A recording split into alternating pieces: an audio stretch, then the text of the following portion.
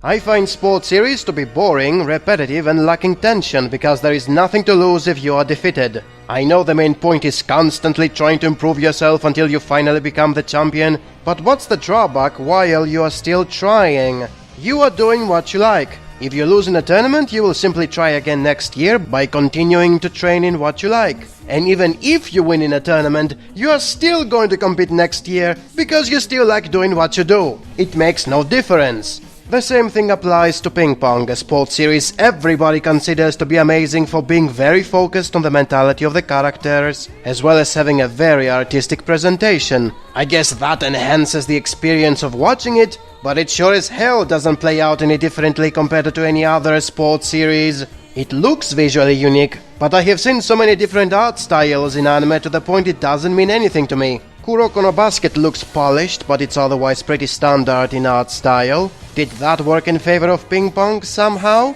No, it didn't, since not as many people watched ping pong, and if you ask them why, it's because they don't like the art style. It looks very silly. It's a show that it's supposed to be taking itself more seriously than most other sports, and yet it makes the characters look like slapstick cartoons. And don't you dare to mention how it was directed by Yuasa Masaki, and how all his works look like that. This is a mundane setting, there is nothing supernatural about it. It should look normal for us to sympathize with its characters.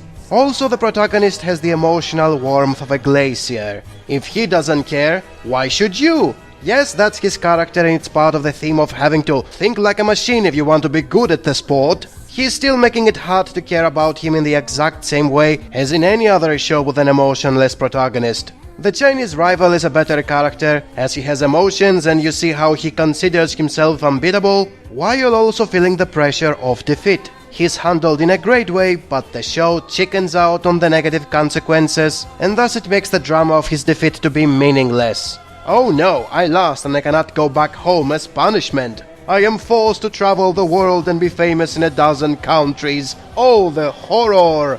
Same thing with Smile. He spends the whole show jumping from super positive to almost committing suicide because he cannot beat everyone in a harmless sport. And then he breaks his leg and still somehow manages to defeat the world champion with the power of friendship. Once again the show chickens out on the negative consequences and ruins whatever realism it is going for. In fighting shonen, if you lose, you will be killed and perhaps the whole world will be destroyed. You can see the tension there. As much as they are trying to make it seem like ping pong means everything to the characters in this show, to the point they need to act like emotionless machines. When there is no actual penalty for losing, then what's the point? It's definitely very memorable for a sports anime, the kind of which come out by the dozens every year and get forgotten almost immediately. Is it superb? No. But it does the best it can with what it has, so I guess that counts for something.